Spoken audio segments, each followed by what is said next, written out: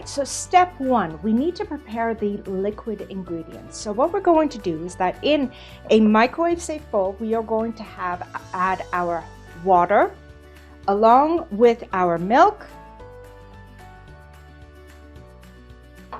melted butter,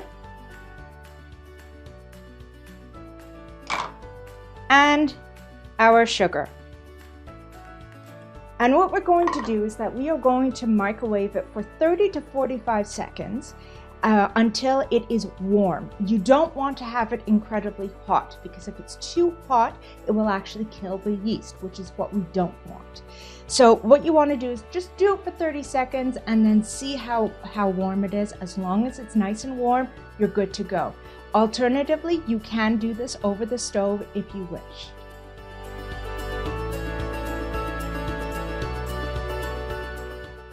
Step two. So now what we're going to do is add the yeast. So we've microwaved our liquid ingredients until they're nice and warm. Not too hot, but just nice and warm. Now what we're going to do is add our active yeast.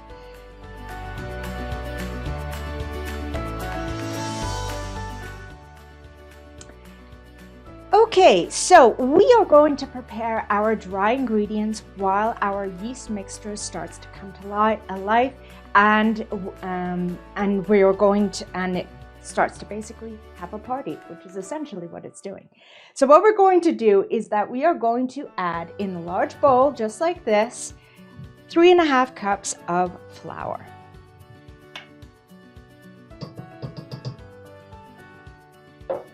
And then we are going to add about a teaspoon of salt. Now, at this point, if you wish to actually add another flavor ingredient that you will be able to see in the cheat sheets, now's the time to do it. This is where we add all of our flavor ingredients into our simple homemade dough mixture. Hey there, it is Jeanette here from Épiculiste, and if you are watching this free tutorial, I would like to thank you for joining us. Now, if you want to have this free recipe, and if you would like to have a more in-depth tutorial, feel free to visit us at our website, which is épiculiste.com, and don't forget to like and subscribe this channel.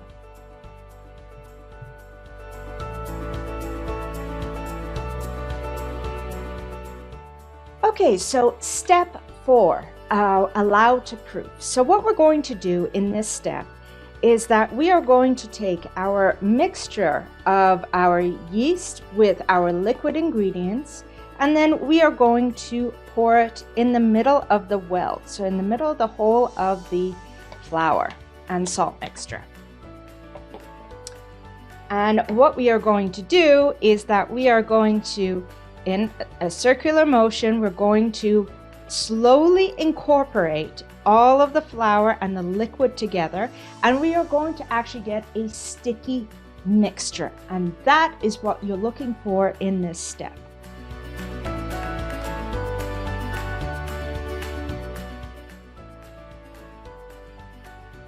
All right, so we are moving on to step 5, which is portion and roll. So once the dough has been able to sit for 15 minutes in an area that has no draft or anything like that, we are ready to portion out the dough into 12 rolls.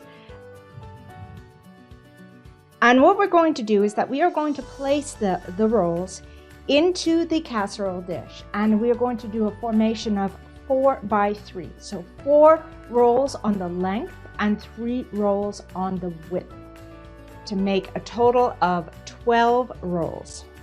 So here we have it. We have all 12 of the rolls that have been portioned, and we have put them in the casserole pan just like this. So what we are going to do is that we are going to cover it, and we are going to let it proof for 10 minutes.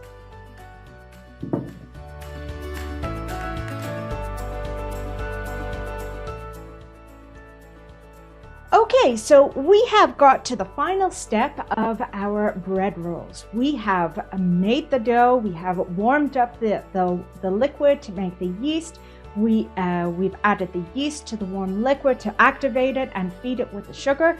We have the flour, which is the mass, and the salt, which is acting as the inhibitor, or basically the security guards. And now we've mixed it up. We've allowed it to sit there for 10 minutes, proofing and everything, and we are ready to go. Now, what we need to do is that we need to have a little bit of melted butter, and you can either have a brush like this, or if you don't have like something like this, no problem. We can actually use a spoon. It's very easy. So what we're going to do is that we are going to take a little bit of that melted butter, and we are going to drizzle the melted butter all over the rolls. I mean, absolutely delicious. This is where you're going to see all of the work come together, and you're going to absolutely love this. And this is probably at that point where you're actually going to get hungry, and you can't wait to try these beautiful, incredible rolls. So there you have it. We are going to put it in the oven, and it is going to bake for about 20 minutes, give or take. So if you want to be cautious with it, which I invite you to be cautious in this case, is you can actually put the timer on for 15 minutes, take a look and see if you maybe need to turn it, okay? Because sometimes our ovens are not even. So put the timer on for 15 minutes, and then after that, open, check to see how it is, turn the casserole dish around, and then put it in for another 5 to 10 minutes, or until it is nice and golden and coming away from the sides of the casserole dish.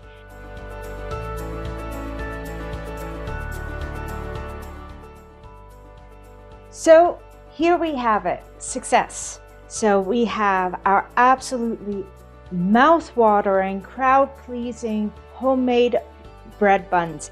It smells absolutely incredible.